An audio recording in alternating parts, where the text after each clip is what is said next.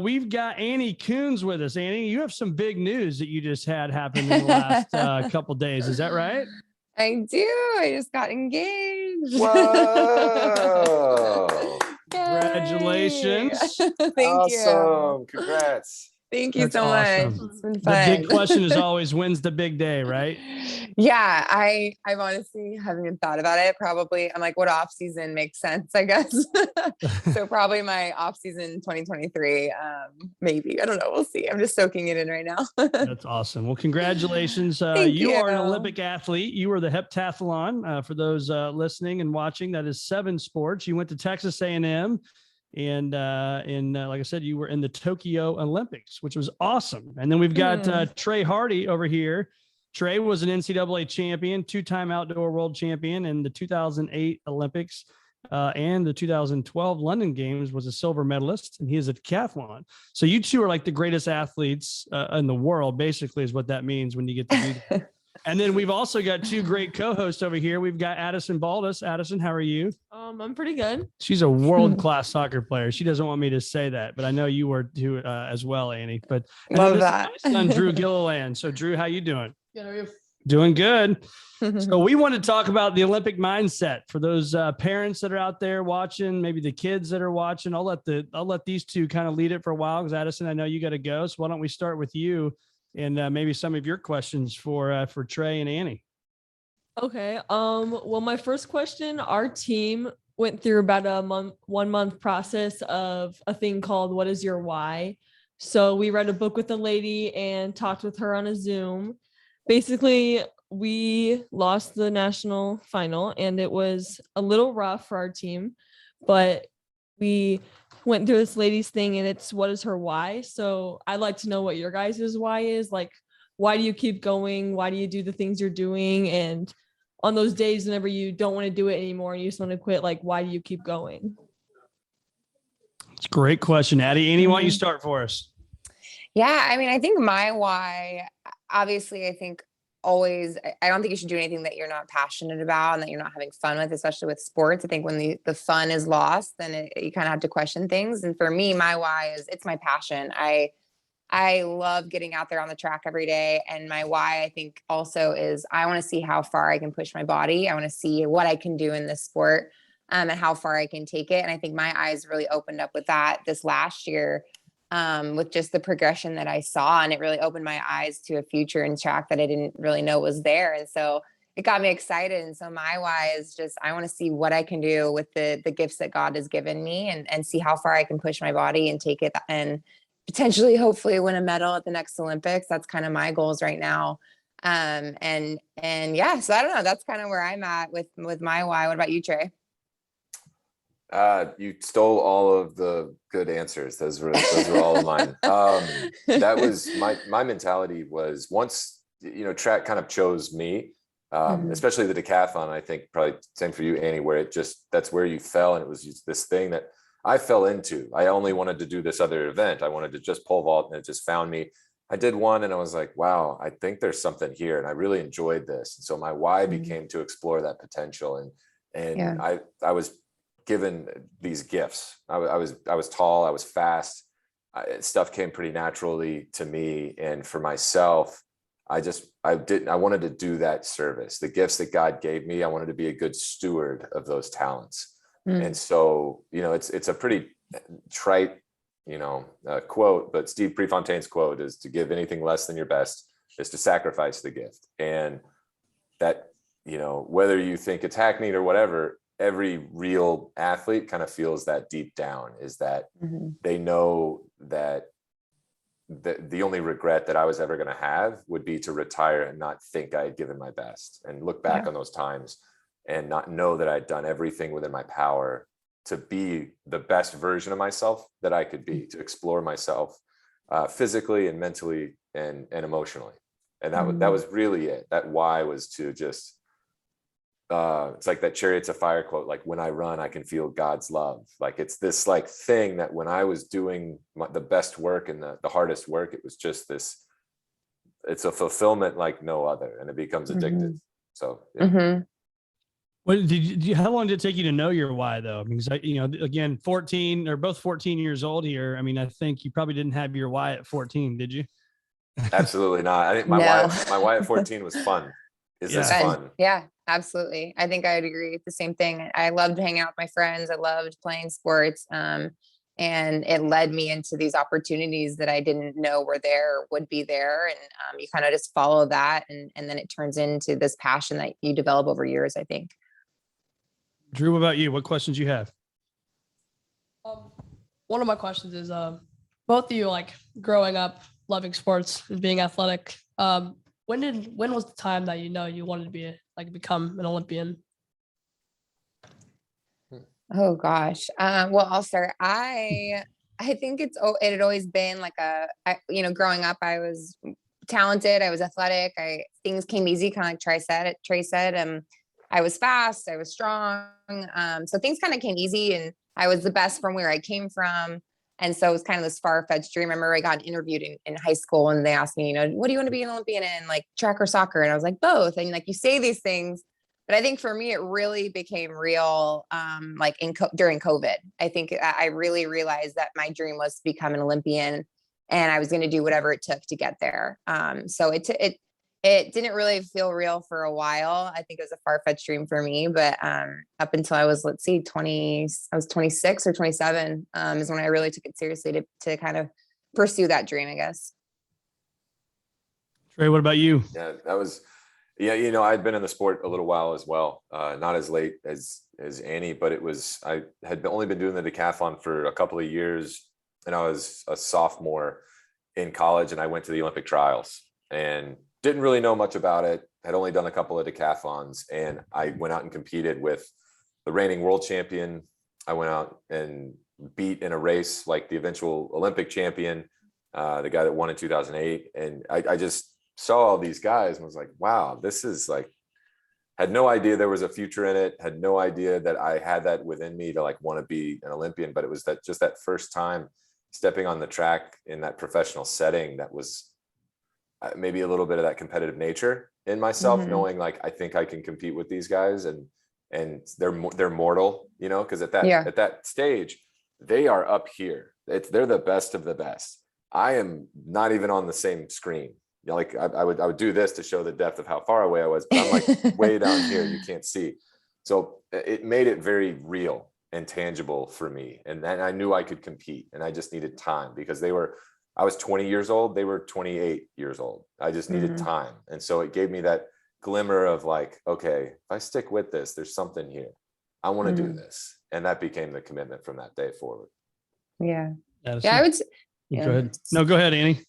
I was just going to say, I think the Olympic trials for me, not listening to Trey, kind of looking back, was 2016 for me. And same thing. I was a soccer player that was my focus for so many years. And the trials, I didn't expect to qualify for the Olympic trials, and you're there and you're just kind of enamored by the athletes you're competing with. And it really opens your eyes to dreams that you might not thought could be there, opportunities that you want. And so competing with the best of the best, I think really motivated me to kind of pursue it further as well. And probably people you knew and looked up to, right? Oh, forever. Yeah. You're running and competing against girls that you've been looking up to, and watching what the marks have been, and watching them compete all over the world. And all of a sudden you're in the lane next to them. And it really opens your eyes to what could be your future. Addie?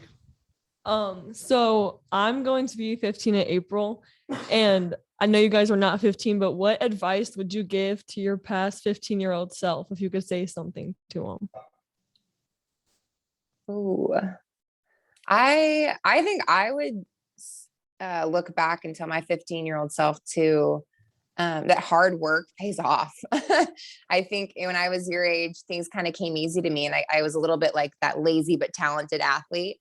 And I wish I would have worked harder a little bit and stayed after practice, or got there early and worked on my touch in soccer. And I think up until I got into college is when I really realized, okay, I got to start working hard. Talent can only get you so far. So hard work really can get you anywhere you want if you work hard enough. So I would tell myself that, and just to take accountability. I think it's really easy when you're young as well, just to kind of point the finger at your teammates or your coaches or your circumstances. and not look in the mirror and say, okay, what could I be doing to get better and change my circumstances? So I think taking accountability and then working hard can get you really, really far. Thank you. Yeah.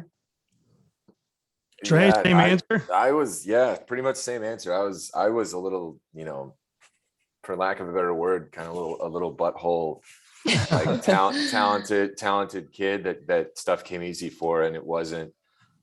I wasn't like hard headed. I did what my coaches asked, but that's all I did. Whatever you have, if you wanted me to jog a lap to warm up, I was not jogging one step more than a lap, and I might even walk a little bit in the middle of that lap. And so my 15-year-old self would just need to hear just everyone's on the same team and everyone wants you to be the best version of yourself. Just listen to the people that have been put in your life to guide you through this thing and trust them. Everyone's trying to make you the best version. It's not, punitive. No one's trying to punish you or make it worse. It's just all part of this process to make you a better football player, basketball player, athlete, whatever it is. Okay. I'm sure there were plenty of days though you didn't want to hear that from your coach, right? It took another coach. So an interesting story. I was that kid, not listening and farting around, not training. All I did was I pole vaulted every day. I grabbed a pole and I vaulted. No drills, no running, no conditioning, no pull-ups, nothing, just pole vaulted.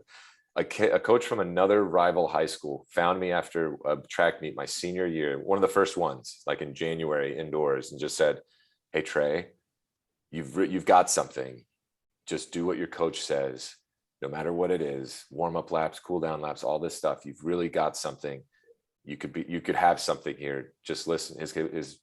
This coach's name was Coach Eccles, and my coach was Coach Huber. And he was just saying, listen to Hubes, do what he's saying, and you're going to be all right. And it had to come from someone else. It couldn't have come from my coach, but it kind of set me on this, like, okay, I was almost 18, so I wish I'd said that to my 15-year-old self, but it took till I was 18 for someone to shoot me straight and be like, oh, okay, yeah, I should probably pay attention. Mm-hmm. Well, I'm a lot older than both of you, but was it like when I was a kid, we just played some sports and then you'd go on to the next sport and then the next sport? Was it like that for you two as well? I mean, I know, Annie, you played two sports at a very high level, but were you from sport to sport to sport, or did you kind of concentrate on one or two things? Oh yeah. I was in volleyball in the fall. I did cross country one year. And then I would go and transition into, so I was doing club soccer while I was doing high school volleyball. And then I would go into the spring and do high school track and soccer. And then the summer was more track stuff, but, I was constantly bouncing around, and I kind of, I think kids are pressured now more to pick one really early.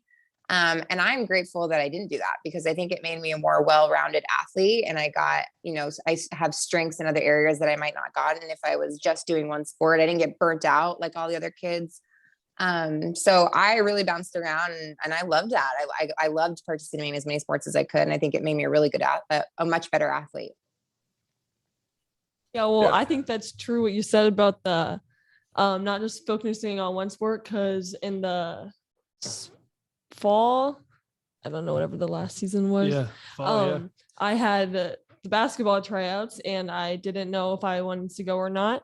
And I actually missed the first day, but I had my mom, my dad, coaches, lots of people telling me to play. And one of my mom's biggest things was not to just focus on soccer at 14 years old and to pursue different things. So I think, and I mean, I love the season. I finished 2 weeks ago, and I mean, I met great players. It helped me conditioning with soccer, but I mean, just to have the other environment rather than just soccer was a big thing. So I like that.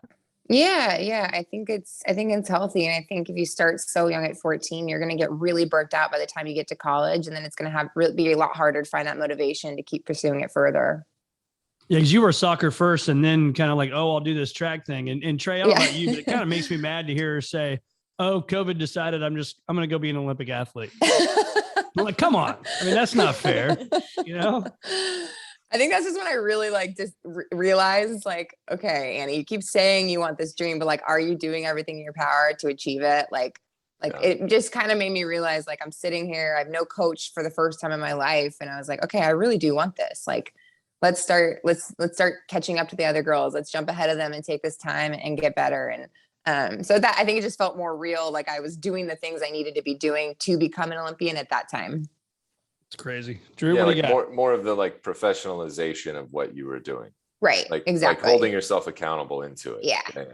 But that's what you had to do Absolutely. during COVID, right? Was hold yourself accountable because you had no coach. So it's either, I mean, nobody was holding you accountable to show up at whatever, 7 a.m. to the track Oh, or wherever. No, there was no one. I mean, I was out in parks by myself. I was on Finding Hills. I was, I ruined this park with my shot put because, no one was holding me accountable. My coach really wasn't texting me every day. I was more kind of pursuing like, hey, can we write a plan? Like, it was all on me. And I had to be accountable for the first time and not have a coach in my corner, pushing me. But I think you kind of need those moments to realize that you do want this and no coach is going to give you the secret key. Like no coach is going to tell you the secret to your success and give you all the answers. It really has to come from you. And I think I figured that out through COVID. And if a coach ever says that, they're not for you. Do not run as far away from that coach as you can. If they ever If they say I what? know, What exactly are you saying there, Trey? What do you mean? I know how to get you to the Olympics and I know how to help you do this, or I know what we can fix to do this. That's not it. Yeah. That's very good. It's ego. Yeah. True. So I feel like sometimes when we're playing sports or something, we look at like other kids and we just kind of doubt ourselves because looking at them play, you feel like they're just like so much better than you. And you feel like you really can't do anything about that. But when did you realize that you could become that person that was better than everybody, that you were good enough to become like to go to the Olympics? Good question. I'll take this one. Yeah, first. go ahead. I was just gonna say I never was. You never want to try to be that person. You just want to be the best version of yourself that you can be. Yeah. The kind of where we sit, just in general, it's hard being a teenager. You're trying to establish yourself, learn who you are, and establish your identity, all the while looking and being surrounded by people that seem to have it all figured out. No one has it figured out, Drew. I'm 38. I got 5 kids. I've got an awesome life, an awesome family. I don't have it figured out yet. Yeah. 5 kids or 3 kids? 3 kids. Family of 5. I'm trying to save you here, Trey. Nobody, see what I'm talking about? Nobody has it figured out, dude. Yeah. Nobody does. And everyone is just trying to like To do their best. and feel like they're doing better than someone else. And it's all for naught. Just be the best version of yourself that you can be happy with at the end of the day. Yeah. That's it. And that's people are going to look to that and be like, man, that kid's got something I don't have. What's going on with Drew? Like that's an attractor. You're going to be a lighthouse for everyone around you if you can figure that out. Yeah. To your point on that too, Trey, I think, sorry, Annie, I'll let you Go ahead. No. I had a thought on that when you said the lighthouse. It's one of the things too, is don't dim your light for somebody else either, right? If you're trying to do something, continue to do what you think you can do without dimming your light. So it made me think of that when you said lighthouse. So Yeah, I think for me too, I think it all goes back to just focusing on what's in your control. I think in college for me, because I was the best from where I came from. When you get to college, everyone's the best from where they come from. So you start getting in this comparison game and, wishing you had, the touch of this other forward, or wishing I had the fitness that this other girl had. And you start getting so lost in things that are out of your control. I can't control what they're doing. And for me, what I think really set me apart, especially the year of the Olympics, is really just figuring out how to just focus on what's in my control. And if I execute to the best of my ability, good things will happen. And that's all you can control is just doing your best and being the best version of yourself. And for me, I kind of had this peace of mind where I'm like, if I'm doing that, I'm okay if someone else beat me that day, because I did my best and I focused on what I could control and I executed what I could execute. And if it's not me that day, it's not me that day, but I'm going to do the best that I can. And I think when you kind of let go of that anxiety and control of what everyone else is doing and that focus, it really can allow you to just hone in on your own skills and do the best that you can there. And then things just kind of fall into place. what did you do? What'd you do when you found out like it wasn't going to work, or you fell down, or the event didn't go as planned? I mean, these kids, again, they're running from sport to sport, and us as parents too. So maybe look at it from that lens, what your parents did well for all those that will watch this. I mean, what do we need to do as better parents and for the kids if they do fall down or if they're feeling bummed out? What can we be doing better? I think what's missing from a lot of this is that the kids aren't at the table when the parents and everybody are deciding their future. What you see is this, like, my son or daughter is going to be the best at X. and they're not really having those conversations with the son or daughter about, is that what you really want? Is this really something that you want to take to this distance? Because if it is, we're behind you, we'll support you. And I think what ends up happening is you get people in their 15, 16, 17 years old, and there isn't that communication anymore where the kid's just like, I am not into this. You know, like it happened with me with football. Like my parents thought I loved it. I hated it. I was 5'8", 130 pounds when I was almost 16, and I was itty bitty, and I was just a tackling dummy, but I loved playing flag football and like backyard football because no one could tackle me. But you put on pads and it was just a different game, and there wasn't that communication. And they thought it was out of the blue, but I was like, I'm done. Like I'm not playing. And it was this big argument and all this stuff, but because we weren't having those conversations, they thought there was a future here, and I was not about that. Not about that life. So as parents, especially stuff that my wife and I, who was a professional athlete and a world championship medalist in the pole vault, we get it. Like we understand the way in which we want to help them find their passion and find the things that they're passionate about. And it's by having those conversations up front about, hey, we want to support whatever it is you want to do to the fullest. And we're going to hold you accountable for this. Like, we're not going to let you get out of it. If this is something that you're committed to, we're going to finish it out and go to a certain point with it. But I think that's all that's really missing, is that upfront, like, what journey do you want to go on, and we'll help you go there, instead of this, like, my kid's going to be the best lacrosse player in Connecticut, or, whatever it is. Right. Do you think that that's where most of like the problems happen, is that parents are like forcing their children to do something they don't really want to do, but they could like go pro or the Olympics with something else? But There's a fine line between finishing what you start and honoring a commitment, and being genuinely unhappy or feeling like you're in like harm's way. Yeah. For myself in football, I was in harm's way. I was genuinely unhappy, Right. but they made me finish the season. I mean, that was like 4 games in. It was a long 8 games to finish that year, but I finished. But you did it. Yeah. And I think you probably learned a lot from that. I got quick feet. Yeah. I was squirmy. So this one's directed a little towards Annie. Sorry. Okay. But No, you're fine. So I know you played soccer all the way through college, and Yeah. I knew you were doing track on the side, but how do you just not go with soccer anymore after you've been playing it that long? Like, I have basketball, but I don't feel like that's something I could go pro in. So I just can't think to myself of dropping soccer whenever I get to college. Like, did you love what you do right now so much that you could handle dropping it? Yeah, I mean, for me, I think I loved both of them so much that when I was looking at schools, I was only talking to the people that were going to allow me to do both. I was super stubborn in that. And, kind of what Trey was saying, my parents never pigeonholed me into one thing. They kept me part of the conversation. I made every decision on my own. They asked me what I wanted, and that was my goal. I wanted to do both in college. And then to kind of switch into track and field, I just lost that passion for soccer. It had been my focus my entire life. I made so many amazing relationships and learned so much through it. But I found myself kind of like Trey was talking about with football, where I just wasn't as happy. I wasn't excited to get out to the soccer practice anymore by about like my senior year. And I was kind of just ready for that transition into track and field. And then when I did, I was just obsessed with the sport. It was I fell in love with track all over again and realized I had this really strong passion for it. So I think it's just really trusting your gut and knowing that, whatever you're just trusting your gut and knowing, making sure you're having fun in whatever you're doing and you're still passionate about it. I think when you lose that, you kind of have to start reanalyzing things and figure out if it's for you anymore or not.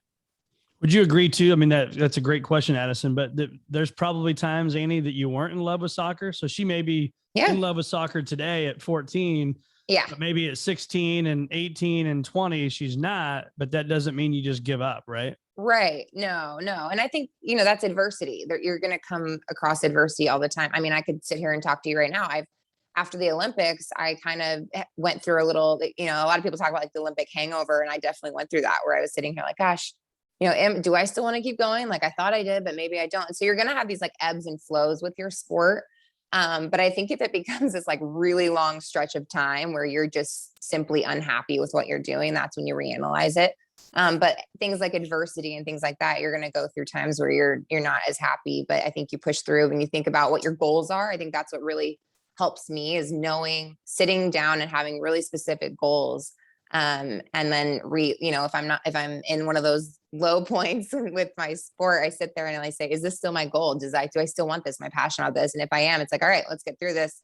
Let's take it one day at a time, get through this adversity. And then we'll just keep going towards that goal that I have. But I don't know if that answered your question or not, but Addison, any other questions you have? Because I know you got to probably go to basketball here shortly.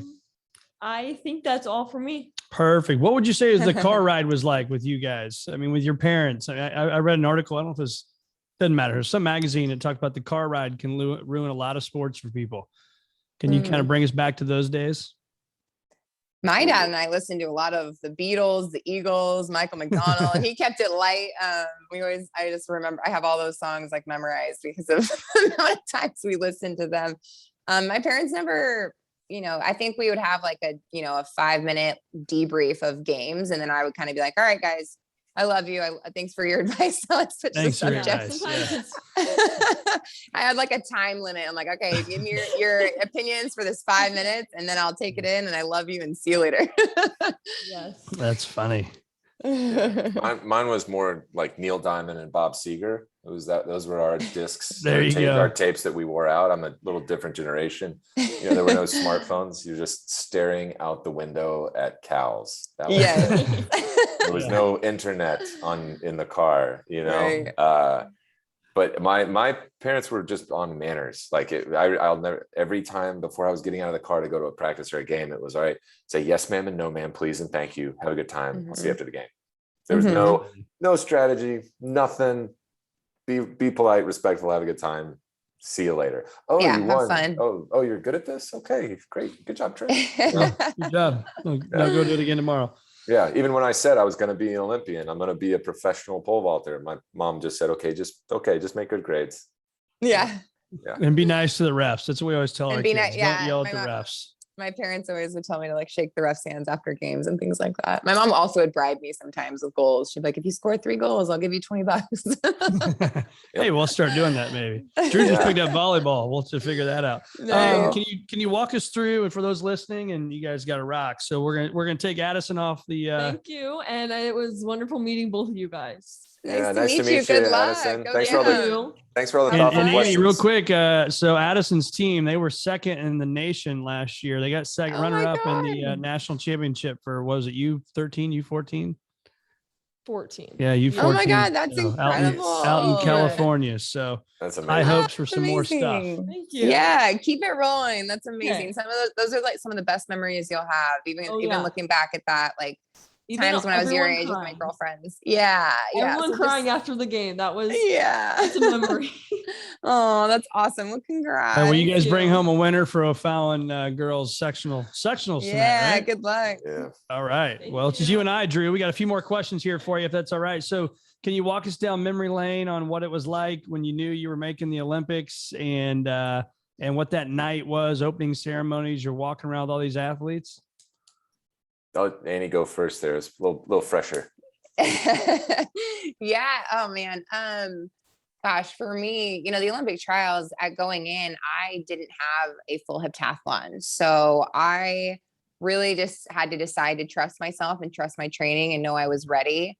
And I surpassed every expectation that I had for myself. So it was really just a surreal moment. And then after javelin, I pretty much knew Erica, Kendall, and I had made the team because of how far ahead our points were from the other girls. And I just, as long as I didn't fall or, run 3-minute 800, I would make the team.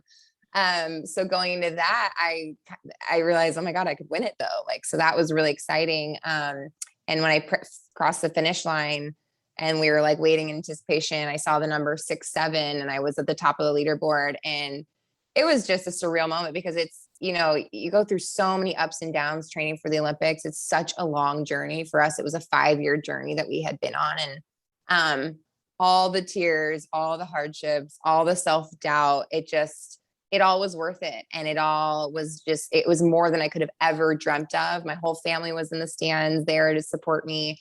And there's nothing like it, grabbing that flag and getting to do your victory lap, knowing all your hard work paid off. And I didn't get to go to the opening ceremony, so Trey can probably give you a little bit more with that, the Olympic experience. I had a little bit of a different Olympic experience with Tokyo, but it's a surreal, incredible moment that you'll never forget. Yeah, same feelings. Had just going into that 08 trials was my very first real shot to make the team, and went in, hadn't done a full.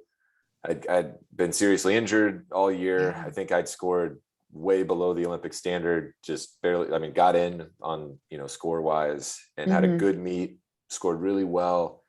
And you're sitting there on the podium, and the two gentlemen, like at the last Olympic trials, the one that won the silver medal in Athens, the world champion from 2003, wow. I was right there, and I beat one of them. I got second. I'm sitting there, and it's just like, it's like, oh crap, it worked.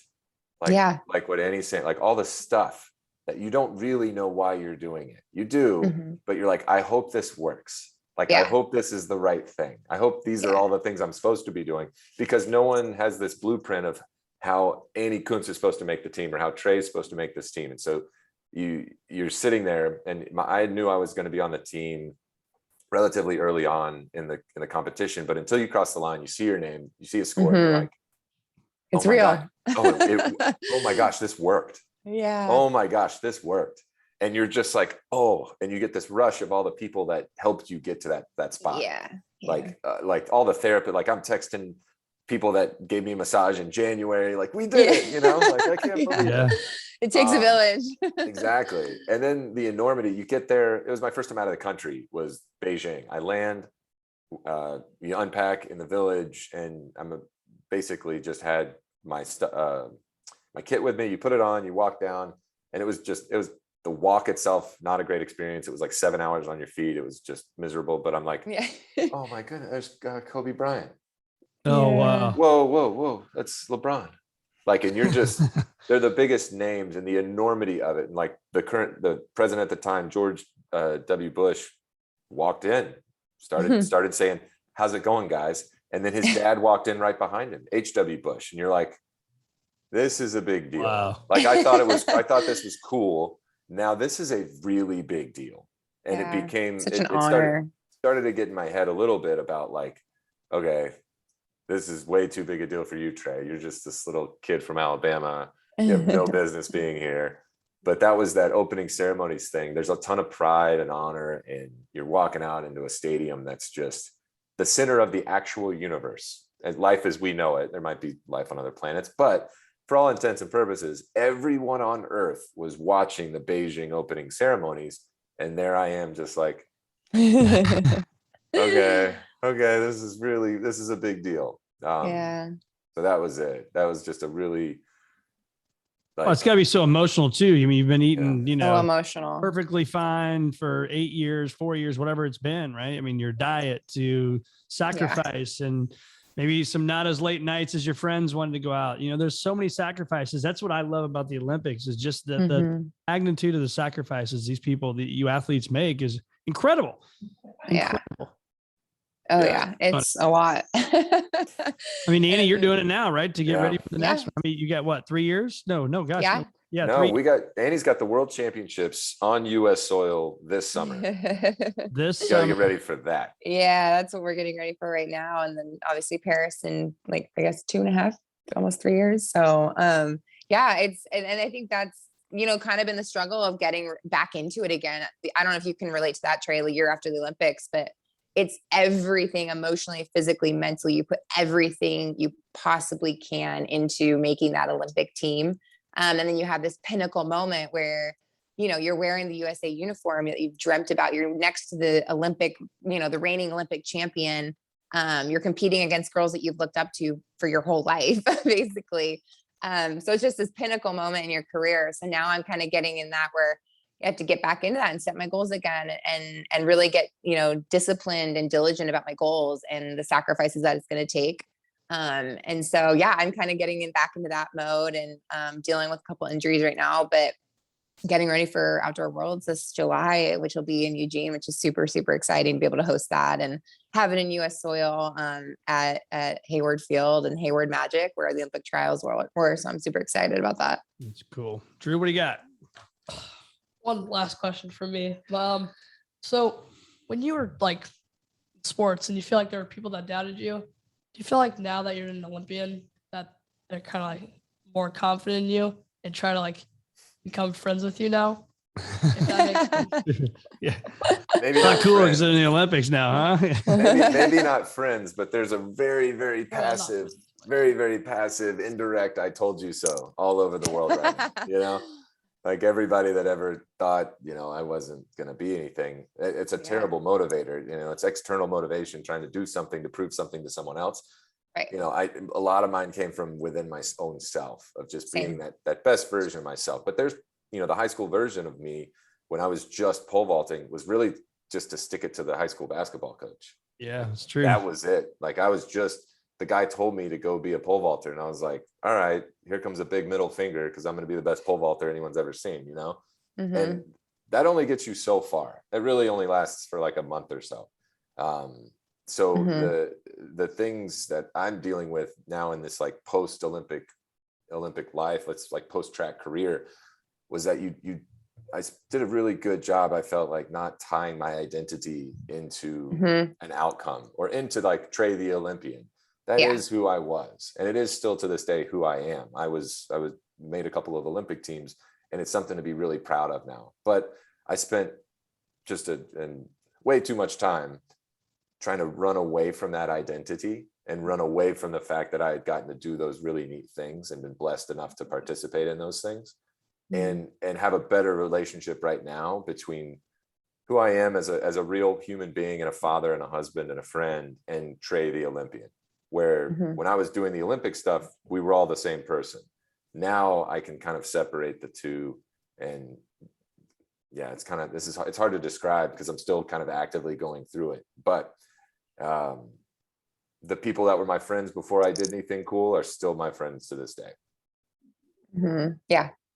Same. And I think I've tried to really ground myself in that too. And I think because I was, not sponsored for so many years, up until after the Olympics, I got sponsored. And so for those years, no one's paying you, you're not doing it for anyone but yourself. And I'm just super grateful for that, because my road wasn't super easy. And I think along that road, I learned that it has to come from me. It has to come from within. I can't do this for anyone else but myself. I can't do it for my parents or whoever else. And I think learning that, and then kind of never tying my full identity to my sport has also I think it allows you to kind of just let go and have fun with it and not have all this pressure on you. And for me, it's kind of given me that balance too, where, I have my friends, I have my boyfriend, my dogs, I have my hobbies, I have things outside of track that. Yeah. So you gotta change your lingo, man.